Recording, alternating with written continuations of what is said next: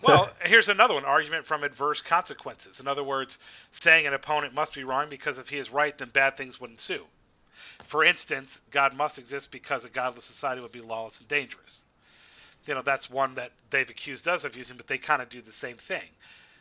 Well, if God yeah, does exist, then I can't do whatever I want. You can't do whatever you want. And for instance, well, if God exists, then you can't be. Then you being gay means we're going to string you up and kill you. You know what I'm saying? So God can't really exist, or Judeo-Christianity can't exist because of that. We see that a lot in the political. I'll probably use that one more in politics as a religion. But there's definitely different. yeah, Special pleading is one I've heard. Um, uh, Bill Nye the Fake Science Guy use, where he says, please, please teach your kids about evolution because we need them in the future because of global warming and because we're going to eventually need to leave Earth and we need them in the future. And if you don't teach them about evolution, then they're going to learn this false religion. And he pleads a special pleading with you, and that's actually a form of an argument to make it seem like, oh well, you don't understand just how important it is for them to believe my way of thinking. You know, right. and Christians use that too sometimes. I'm not saying religions don't. That's what I'm saying. These are kind of arguments that a lot of religions used. Yeah, it's Oh, here's another one. Excluding the middle, false dichotomy. Assuming there are only two alternatives, when in fact there are more. You know what I'm saying? yeah, yeah, Assuming that there's only their way or our way, and that there is no middle ground. That's saying that there is only evolution or the Judeo-Christian God, that there is no middle ground. Well, creationists are not necessarily Christians, but they believe in a being that created the universe, and so they are creationists. But they make it seem like there is only one way. There's only Christianity or science. Again, that makes it seem like a religion because that's very much what religions do. It is either my way or your way, and my way is right. And that's exactly what they're doing. So it falls under the category of a religion in their by the way they're acting. yeah. Well, even uh, Anthony Flew, the leading philosopher, atheist philosopher for a long time, he became a Christian in 2004, and it shocked a lot of his atheistic colleagues. And he just basically said, you have to follow the evidence where it goes. Yes. And so all the evidence, the scientific evidence, the moral evidence, what makes sense logically as far as reason and moral conclusions about man and dignity and purpose. And, an intelligent designer points, it just makes sense with the origin of the cosmos, the laws of physics, the fine tuning of the universe, the complexity of life itself, Yes. the cell, the DNA, and failure of life to arise from non-life. I mean, it's ultimately embarrassing to try and fill in the gaps with Well, we'll figure out a natural yeah. explanation Again, for how all this happened. It's not going to happen. it's not about proving whether they're right. It's about just giving an alternative to religion. That's what Right. it's become. It hasn't become about proving truths. It's become, because of it, like we had said at the beginning, if it became again about proving truths, and you will take it, you will follow to where it takes you. But it's not about that, so it's become tainted. It's about proving that there is something other than religion, Well, and when that you look at religion is wrong. Romans chapter 1, you really get behind what's behind this evolution and science and Yeah, anti-God movement absolutely right. in any aspect of life, not just science. But when you really look at it, it's their way of rebelling against God, the one that they It's know absolutely exists. what it is. It And absolutely and is. and and it gives this. We talked about this before. The 18, 19-year-old kid who goes to college, and now he realizes, oh, everything I learned, those were just stories, but this is Right. real scientific fact. And now I have nobody holding me back. I can do whatever I want Exactly. morally, and I love this new religion. I love this science. I love how it gives me a way to just sort of attack religious people and call them idiots. Well, it gives You them. It know? gives me the opportunity to say that I can do whatever I want. This is Yeah. the idea. Comes right back to the original sin. It's about having control over your own life and your own destiny. That sorry. You all right? Yeah, it's about controlling one's own destiny, being like God. It was the same thing that caused the devil to fall. It's the same thing that caused man to fall. There Yeah. was the tree of the knowledge of good and evil. In other words, he said you will be like. He didn't say that you can't have knowledge, because that's what a lot of science would say. Well, going back to the tree of the knowledge of good and evil is God refusing to allow us to have knowledge. That's not what it was about. It was about the knowledge of good and evil, what was right and wrong, not the knowledge of how the universe worked. I guarantee you that if God would actually walk down and stand in front of you and you asked him questions about how gravity worked, he would answer that for you. But we don't want that, really. What we want is an explanation or a justification for us to have control of our own destiny. Invariably, when you ask somebody, why don't you believe in there's a God? Well, I'm not having anybody tell me how I can and cannot live, and what I can and cannot do. It always comes back to this rebellious attitude. Even of, agnosticism.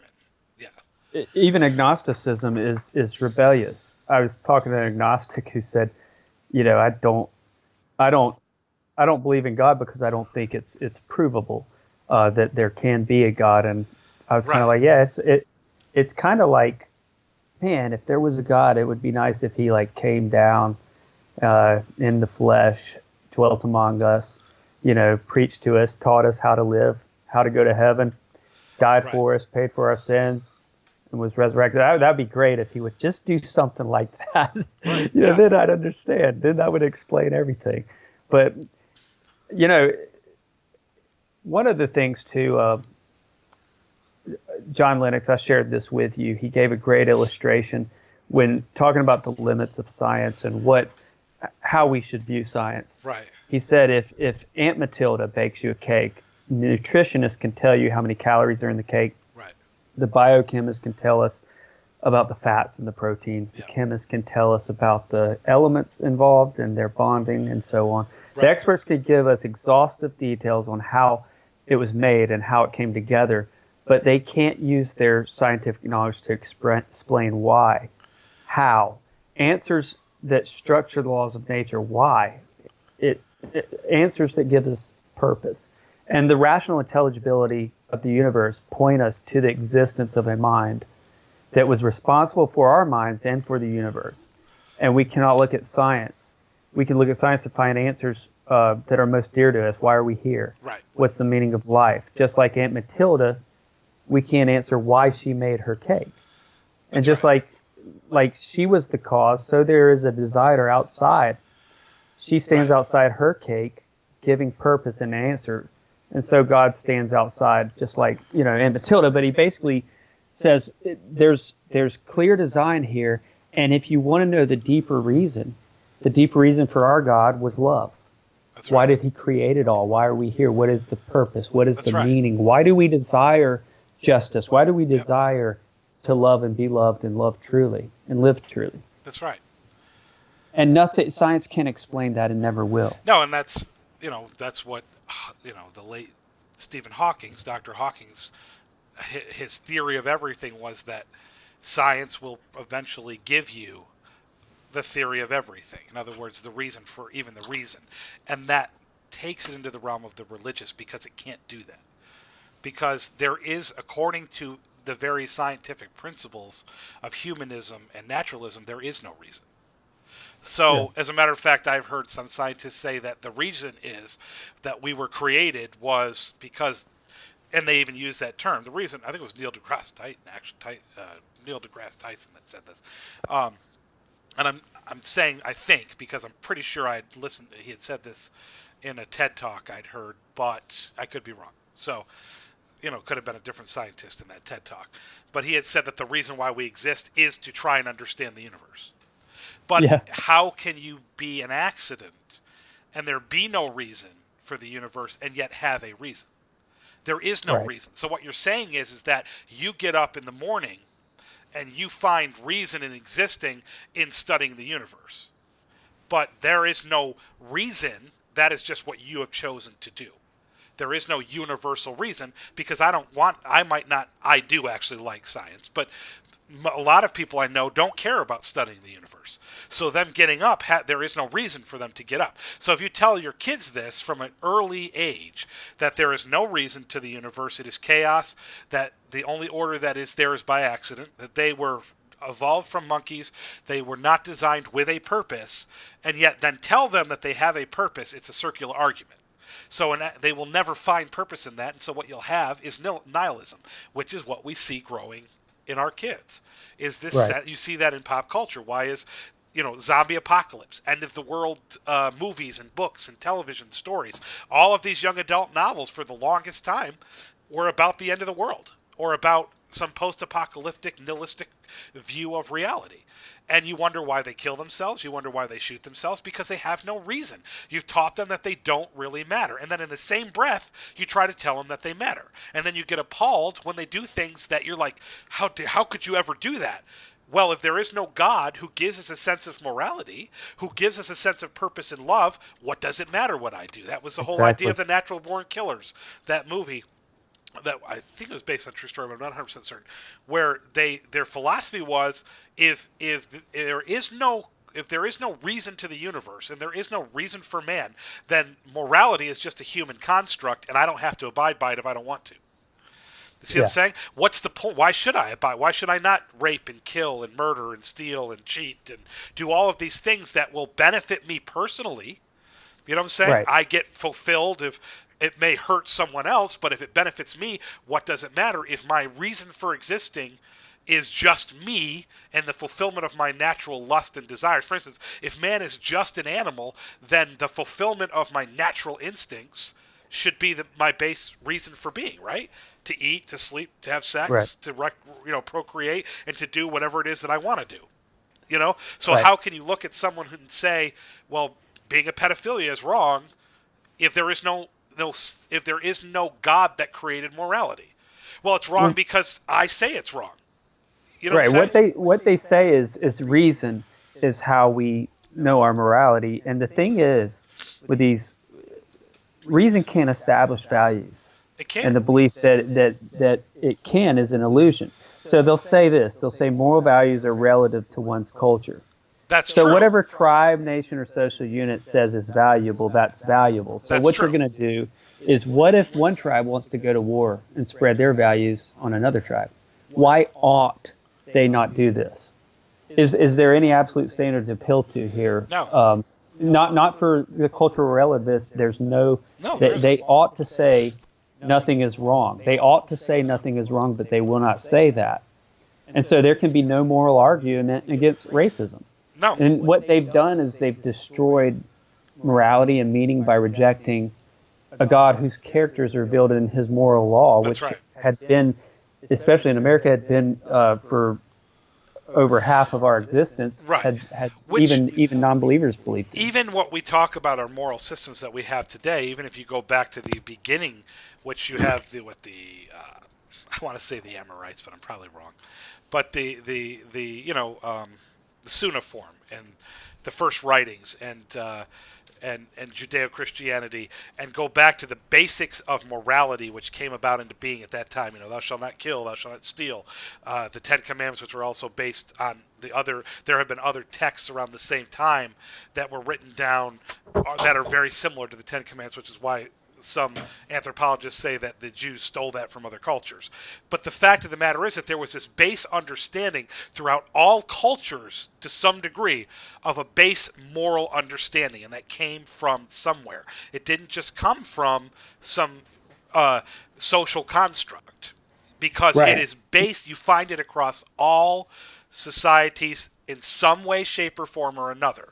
They may believe in killing, for instance, conquering. Even the Jews did that to some degree. But there is a base understanding that there are certain things you just don't do from a morality standpoint. Where did that come from? I would say the Jews, when they did it, they were bringing judgment on those people. So that's perfectly consistent with our beliefs as Christians, because sin is bad. But anyway, yeah, what you were saying, matter. How did consciousness arise from matter? How did morality arise from just matter? Matter is all that exists. The materialists cannot truly explain or give a valid explanation without transcendence. Right. And now they are, again, because their theories don't work, they continue to change them. Oh, well, now it's aliens. Well, the theory of evolution doesn't really work, so now we were seeded by aliens. Okay? Well, if we were seeded by alien DNA, we cannot have evolved from monkeys unless monkeys were what was on Mars. You know what I'm saying? So, again, you are changing the theories to fit whatever it is you want to say or whatever new idea you come up with. Now it is multiple dimensions. We came from some other dimension.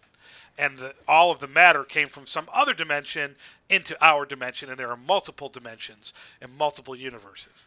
That's you know what you said earlier about it's either fate, creation, or evolution. There's only two ways to look at it. Well, neo-Darwinism, there's a third option that is being worked on by a lot of the top scientists. Right. Well, what I was saying is the argument that they use. That's a fallacious argument. Right. What they're working on, because DNA is so complex, because of the problems and the absolute failure of Darwinism, that they won't admit as a failure. They're looking at a way in which, the DNA has this trigger, this mechanism that triggers due to environmental pressures that cause it to trigger. But what the problem with that is you still have the problem with the origin of this complex code, but you also have a problem with because if it has the ability to do that, it was created to do that. It is not something that could happen by random. But also our DNA does not give new information. What they're saying is it gives new information so that an ape can turn into a man. No, that's not true. It's not possible. Yeah. And again, though, they will not let go of the theory of evolution until they can find a theory that they can replace it with. Because, again, it is not the search for truth. Because it can already be replaced with creationism, but they won't accept that. Not because there's no evidence for it, simply because they refuse to accept it. There's a difference. Because they are already tainted, you cannot accept what they come up with at face value. Because they are trying to find something else. They are not looking for a truth. They are just looking for something else that makes sense, enough sense that they can say counteracts religion or counteracts creationism, which is what they associate with religion. That it's not about finding truth. Now, I'm not talking about all scientists here. Again, we're not talking about all science or all scientists. We're talking strictly as it has become a religious system to many. Not all scientists, I do believe Neil deGrasse Tyson is a humanist, a naturalist, and he does believe science as his religion. But he is not, in an essence, a bad person, and everything that he does is not necessarily to further science as a religion. You know what I'm saying? But he is a physical, what's the term? He's a physicist, but there's a term I'm looking for that. It just went out of my head. What do you call the leader of a biology gang? What do you call that? The nucleus. Oh God. That one was horrible. That was. There is no theory of evolution, just a list of animals Chuck Norris decided not to kill. I still like that one. That one is good. Anyone who fails to see the evolutionary link between man and ape has never used the restroom at Walmart.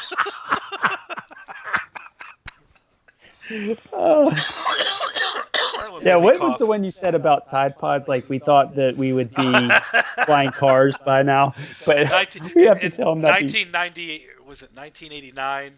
We thought we'll have flying cars in 20 years, and in 2019, we have to remind people not to eat Tide Pods.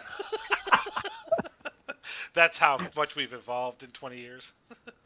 I would say that's a proof against. I would give up the theory. I think, it's so funny because, again, I don't have a problem. I love science. Remember, I watch a lot of scientific documentaries. My problem is that if I'm not allowed to question theory because this is what they've become to accept as a reality, even though they have no actual proof of it, I have a problem with that because it's no longer science. Right.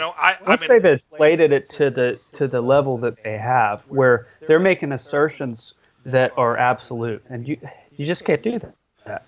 Well, you know. it falls in the category of truth, in which religion is a search for truth, and science is not necessarily the search for truth. It's the search. It's the search for the explanation of how things work. It's the supposition of a system of ideas intended to explain something. It is not about the why of it or the truth of it. I'll be honest with you. I wouldn't, and I don't like compromising with anybody, but I wouldn't mind teaching. They won't allow this, but in teaching intelligent design with evolution, it would because what else? You know, some Christians are like, no, we shouldn't even teach evolution. No, go ahead, teach it, but show it beside. We should be given all the saying we should never talk about Islam. We don't want kids to think for themselves. That would be not good. Well, and again, that's where we have, and all religions to some degree fall under that category of this is a truth, and we don't want anything else coming in that could question that truth or shake that truth. And particularly when you're young, we want to believe, and that's what they're doing when science becomes a religion, or a scientific philosophy becomes a religious system, is you can only have that. You can't have creationism taught, because if creationism is taught, it might counteract their version of the truth. Well, how is that any different than any other religion? What they accuse us of doing? I don't have a problem with it. You want to tell kids about evolution? Like, I'll tell my kids I don't believe in it, but I don't care that they hear it in school. Well, I have a problem. It's not taught as a truth and a fact. It is continued to be taught as a theory, and all of the versions are taught together, not just one side of things, not just evolution, but all of them, creationism and evolution, because then they will make up their own minds in the truth that they are given. Because we both know that you get saved when you're a kid, and there is a very real relationship you have with God, but as you get older, that relationship changes, and you have to reevaluate that and decide whether you believe things as an adult. It's just like when you get married and you have a relationship with your wife, that you have that honeymoon phase, but you've got to find in that relationship that you love each other when it doesn't feel like it anymore. It grows and it evolves, and our relationship with God grows and evolves. So, we can't live that for our kids. So they are going to come into contact with other views as they get older. You know what I'm saying? Right. And the thing is with and they have to make up their mind. The thing is, you have to be able to say that your faith at some point, because anybody that goes to college, your faith is tested. I do have a problem with how they teach evolution. I agree. Like I said, the whole bait and switch. The evolution is not science at all. It should be taught as science. It should not. It should be taught as a theory. They should change it to adaptation, because evolution, what they're trying to put in your head when they teach evolution is this is how we came to be human. It's just absolutely ridiculous. Their theology. But as far as faith, when you talk about, you're right. When did I believe? Well, when I was young. And faith is a response to evidence. That's what we believe. And I like what C.S. Lewis said, because at the heart of all of science lies the conviction that the universe is orderly.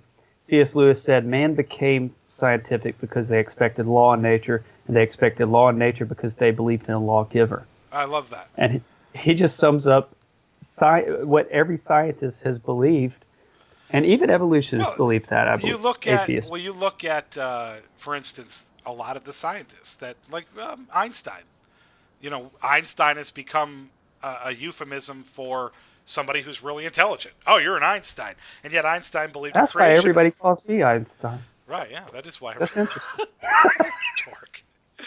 But he was a creationist. He believed in intelligent design. He didn't believe in evolution necessarily. So I'm not saying he didn't necessarily say maybe that was interesting, but he believed that somebody designed the universe because the evidence of it went to that. You cannot the problem with the chaos, something coming from nothing, and order coming from chaos, it doesn't follow the scientific method. It doesn't make sense scientifically. So no real scientist can actually, with a straight face, say that they believe that. If they do, it is stepping into the realm of this is what I believe by faith. So then it becomes a religion. Sir Fred Hoyle was an atheist, and he said nothing had shaken his atheism more than how interrelated fundamental constants of nature were. And so seeing how finely tuned the universe was, he said, that I like that. it's just so perfect to sustain life, and there are many valves set just so to support life and to sustain it. And he commented that it's as if a super intellect has monkeyed with physics as well as with chemistry and biology, and that there are no blind forces in nature worth talking about. But I love the fact that he used monkeyed with physics, because it's almost like a stab, but he was an atheist who said that. Yeah, but you can be an atheist and not necessarily believe in evolution. You know what I'm Yeah, saying? you have to remind Atheism, I think atheism is just more I guess an agnostic is that there is an intelligent being out there we can't know. An atheist is that there isn't one. But you can believe in some form of intelligent design without believing in a god. You know what I'm saying? yeah. Well, a lot of them do, yeah. And so And I would even, deists. There's been a lot of deists. Even I think after he flew, he didn't become a Christian. He actually became more of a deist.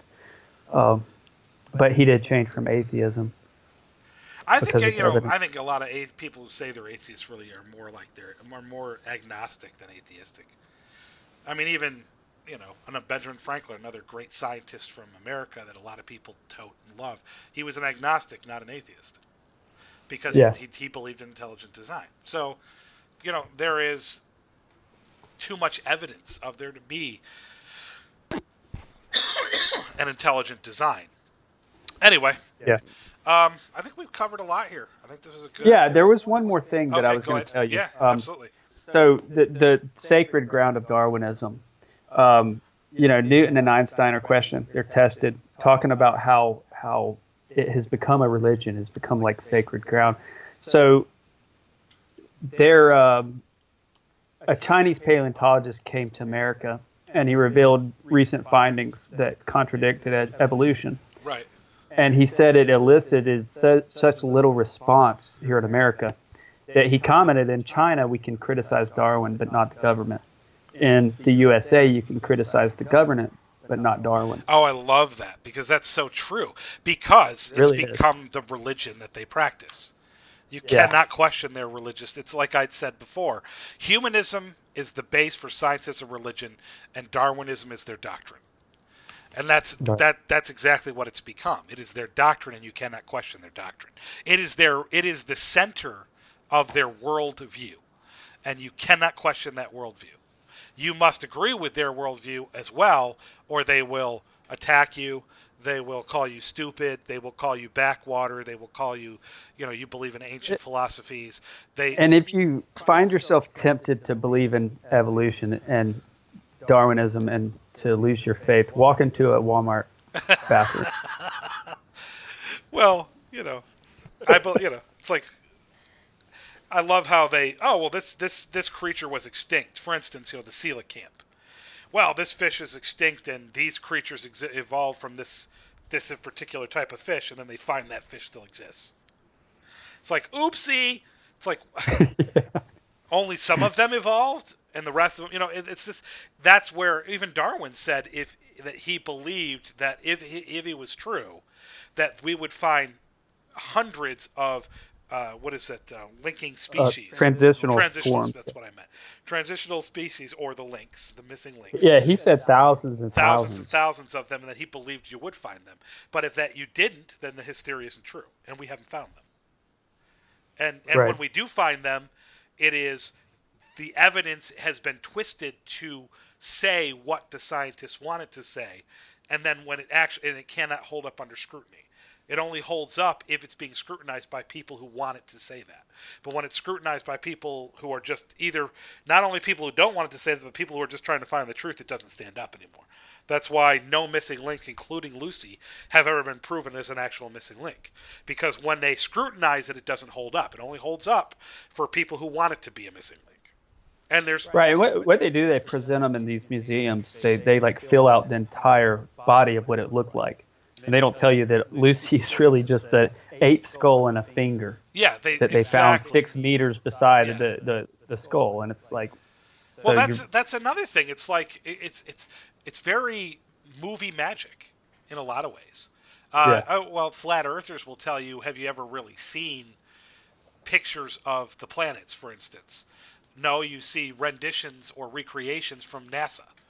or from you don't have you ever really? I mean, I have. I mean, I don't believe in flat earthers. I mean, I've actually seen Hubble pictures from the Hubble space, the Hubble Space Telescope, or picture. You can actually look at the pictures from the Voyager probes and whatnot, but they are never as detailed as what you see on television. Those have been rendered and graded and elaborated on and dramatized to make them look the way they believe they would look.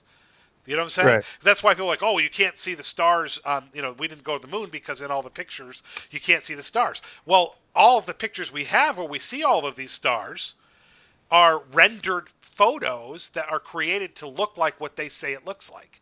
They are not the actual pictures. So when we see an actual picture, we say it doesn't look like what it's supposed to look like. Well, that's the problem. You do this you take it. It's like what we complain about Hollywood. Why, you can watch Braveheart and you can be like, that was great, but you realize from a historical standpoint, half of that didn't happen. And even if it was somewhat accurate, like Band of Brothers, still it's dramatized to make it seem more than it actually was at times, or less than it was at times. Like the scene with the concentration camp, which is probably far worse than what they showed. You know what I'm saying? Yeah. So there is a reality to that, and we've become this culture. Like, if you would imagine somebody would come and look at our pictures, and we've had movies that made fun of that, where they see a television and they freak out. You know what I'm saying? It's like, oh my God, we're being attacked or whatever, and they're aliens or whatever, and they're like, no, it's a movie, and trying to explain to them that that's not real. That, you know what I'm saying? And that's what our view of history has become a Hollywood view of history. Well, it's the same with science. It becomes a Hollywoodized version of science. It becomes whatever they want to tell, their perspective on whatever they want, and it just can't be that way. It's again, if you as a Christian approach science from a standpoint of trying to prove Christianity, I think you're approaching science wrong. And if you approach science from the standpoint of trying to disprove Christianity, I think you're looking at science wrong. That's not what science is. Science, in its essence, is just the study of how the natural universe works. That's all it is. Right. And you're observing it and trying to figure out how it works. You know what I'm saying? But you can't. If you're approaching it from a standpoint that is skewed already, then all of your findings will be skewed by that perspective. Yeah, I think there's it's hard because the ultimate motivation behind these scientists are either they're atheists and they want to prove this, or they're Christians and they to the glory of God they do science. Right. But the thing is, real scientists and scientists of the past never, or not that they never. I mean, even Einstein fudged his E equals MC squared because he didn't like where it led. Right, absolutely. He said it smacks of divine. That the universe had a beginning, smacks of divine, something divine. He said something like that. Right. But it's hard. The thing is, though, that's their ultimate motivation in life. It comes from your worldview. And so what they're trying to do is indoctrinate everybody into their worldview so they accept their interpretations of science. Right. Well, again, if science is just a study of something, then that's fine. I have no problem with that. I find that fascinating. But when it becomes you trying to create a worldview that I then have to adhere to, then it becomes a religion. And it's like we're about to hear here. That sound was me dropping something, so I believe in gravity. So I now believe in gravity because I believe in gravity. It fell. So don't leave comments in our video that we don't believe in gravity. But I believe in gravity, but I don't necessarily. And are you there? I pulled my headset up. I don't necessarily believe in your theories of how gravity works. I believe in gravity, but unless you can tell me without a shadow of a doubt that gravity works because of a bending of space-time, I'm not necessarily going to take that as truth. I find it fascinating, but I'm not going to take that as truth just because you say it is. I believe gravity is a law because it works, just like I believe the laws of inertia and the laws of aerodynamics. But just because you say gravity works because of bending in space-time doesn't necessarily mean I have to agree with you on that. And it's one thing, too, one of the other false narratives I hate that they push on or they talk about with creationists or Christians is if you believe in a God of gaps, so what's the fun in just giving up on science? And it's like, no, not at all. I mean, the Wright brothers made a plane that flies. Didn't stop us from looking into the engine, how it flies, looking at aerodynamics and improving things. Right. It's like, that's silly, It's, Well, you can't, it's like saying adaptation can create a new species. It can't. No creature that adapts changes their species. Like I'm a human and I may adapt in the sense that my pigmentation. So you're saying there's no hope? Like, imagine an evolutionist, like somebody loses their religion, Dude. And they lose God, they're upset in college because they're like, oh, I'm so upset. I thought my life had meaning and purpose, and now I found I'm an ape. But let's say an evolutionist finds out that Darwinism is just total bunk, and he's like, oh no, I used to think I was just a monkey. Now I know I'm not a monkey. It's like, oh, I'm so sad. Well, I want to be a superhero, so I would love to believe that I could evolve superpowers, or that my child could be born with superpowers. But it just doesn't make scientific sense. You could be in the mutant class. I could. I would love to. I'd love to. Christmas Day is the day evolutionists all over the world celebrate the day Jesus evolved.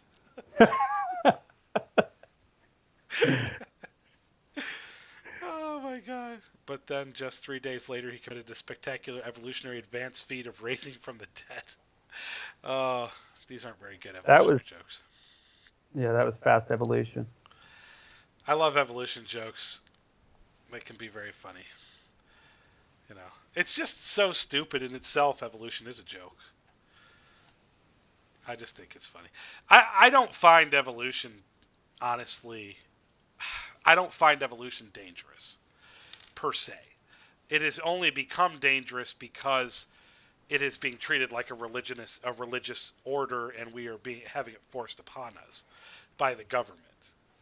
If it wasn't for that, it's not like it's dangerous, because it really doesn't make any sense even scientifically. I do think it's dangerous because what we have like today. Did you hear this? I don't know if you read a story about a guy in Washington, D.C. emasculating himself with a knife.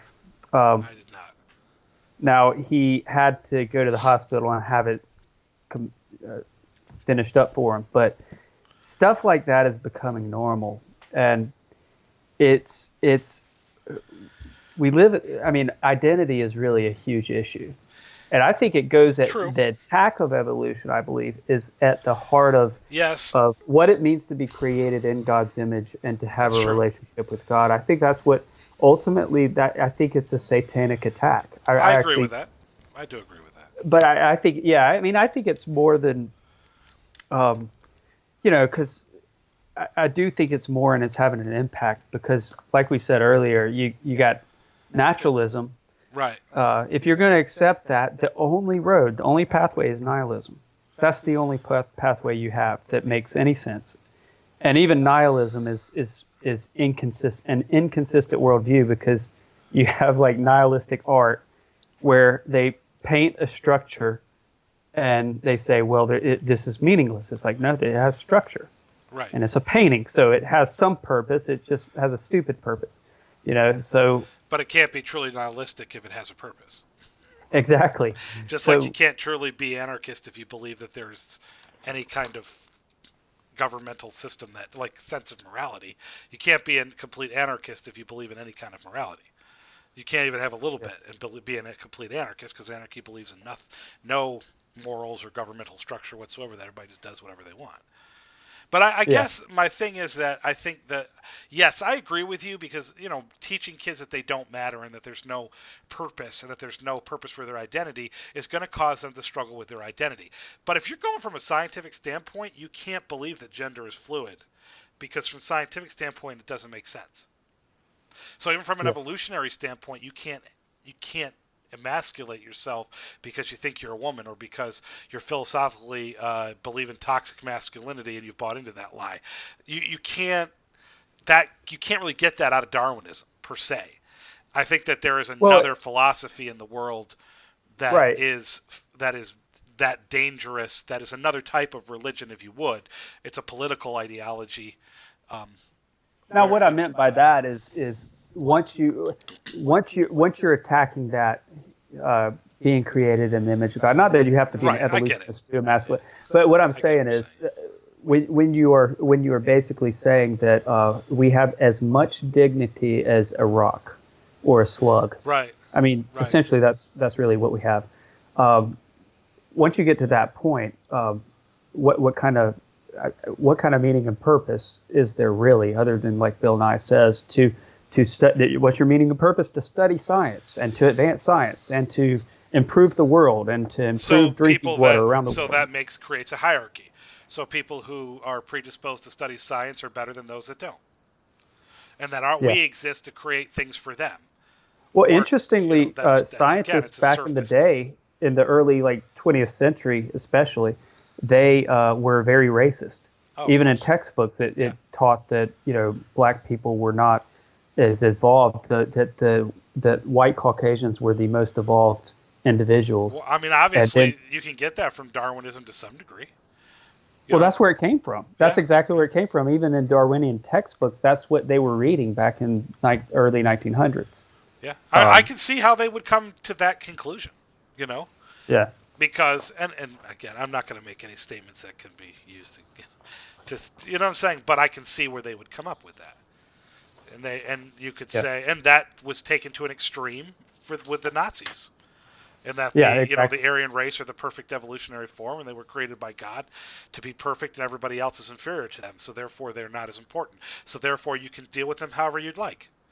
And that, well, it's the Nazis and Nietzsche and his atheism being consistent with that is survival of the fittest and will to power were essentially recruiting slogans for the Nazis. Oh, absolutely, absolutely, and that's what you'll see. That's what you see, but that's the end result of a lot of this, which is why, to some level, it can become very dangerous, because you want to talk about, the far right is fascism. Well, I would have to say the far left is more fascist.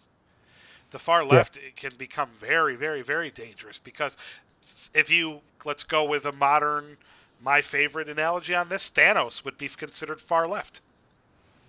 Thanos is not a fascist. Thanos believed that the universe needed to be balanced, and that he wanted to destroy one half of all life because the universe was finite and its resources were finite, and life was evolving too quickly and moving too fast, and the resources couldn't keep up with it, so you destroy it. Well, that's a far left ideology. That is not a far right.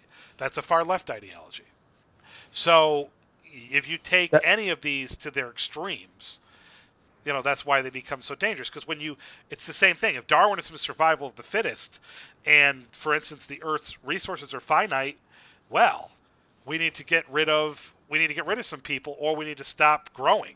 We need to stop having kids. And you know what I'm saying? Ultimately, and so right. I mean, ultimately that leads to genocide.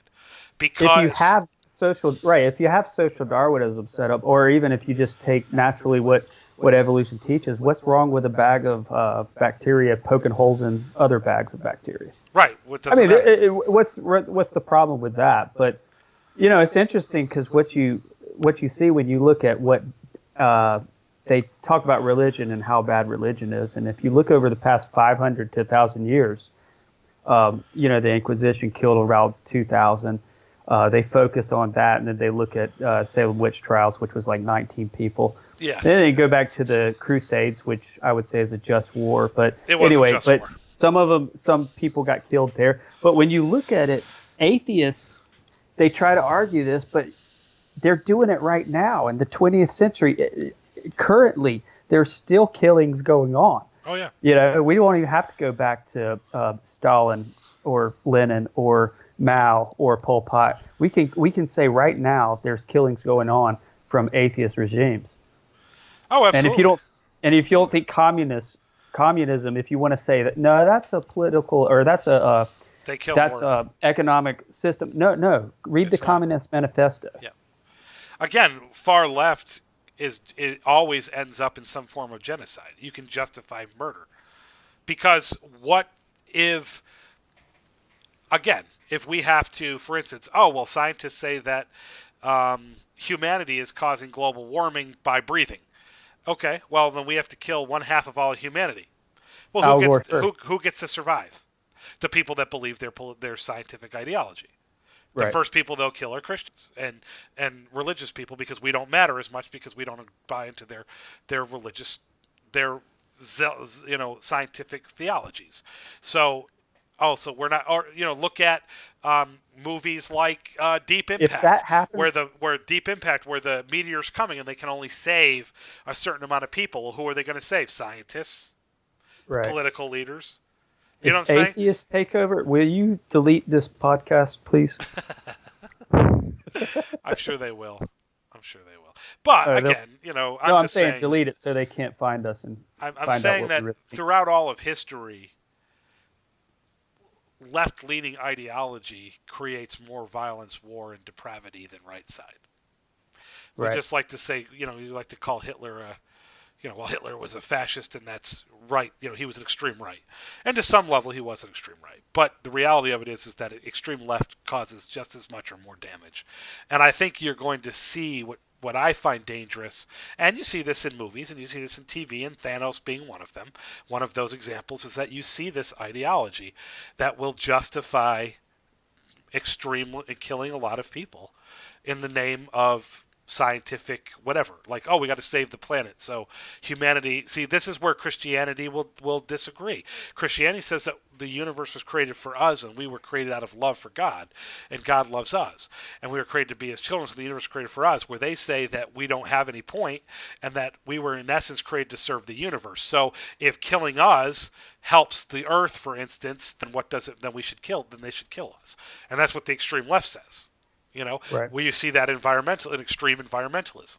Not saying all environmentalists, but extreme environmentalism says that humanity should just die, that we're a plague. And you see that in a lot of movies and television and sci-fi, that humanity is a plague and we should just die. And if we die, then the world and everything else will just be perfect and better. But yeah, there was a comedian who commented on that. What is that dog adoption commercial? I'm not sure, but I know what and you're there's talking like this about. this emotional song. I forgot the lady's name. I know what you're talking about. He was like, man, even the dogs were like, come on, isn't that a little heavy-handed, that song? Aren't there still like starving kids in Africa? Come on, we're just dogs. I mean, well, again, if you're not, this is where the extreme left comes in. An extreme left scientific ideology that mankind is just an animal. yeah. So if we are just an animal, then we have no more right to be here than any other animal. So therefore, what does it matter if we die out? Because, as a matter of fact, we're detrimental to other organisms and to our planet and whatnot. So here's the problem: again, the planet will correct itself. So if they are correct, we will eventually die out, and the planet will correct itself. We will not destroy this planet. We may kill ourselves. If they are correct, we may kill ourselves, but this planet will self-correct, and it will once again thrive. It may take and again a their billion years, worldview, their theology, or their worldview has already removed the rug from under them. Right. They, if we're just brain fizz, why do you even trust your own brain? Why are you telling me what I ought to do? There's nothing transcendent here. Yeah. So it's just it's really silly, but. Well, I think that was a good episode. So thank you so much for listening. We're going to kind of stop it there. Just again, I want to reaffirm, we don't believe that all science is a religion. Nor do we not believe in science. Nor do we not believe in scientists. Nor do we believe that all left-leaning people are trying to kill everybody. But there are dangers in any kind of philosophy or religious ideology when taken to extremes that are not correct. People talk about Christianity as an extreme, but when you take Christianity to its extreme, it believes that we should love everybody. That is the extreme of Christianity. Whether people who don't actually practice Christianity do things in the name of Christianity, that's something completely different. So, again, we do believe in science. We believe in the study of science in itself, and I even love science. I just simply do not accept science when it becomes a religion. And that's what we're talking about here, how science can become a religion. And when it has become a religion, it is a problem, because it's not a very good one. Yeah, way to go, Darwin. Anyway, if you'd like to reach us, you can catch us at thechristiansages.com, or you can reach us on our email at thechristiansages@gmail.com. Have a wonderful night, and we love you guys, and God bless.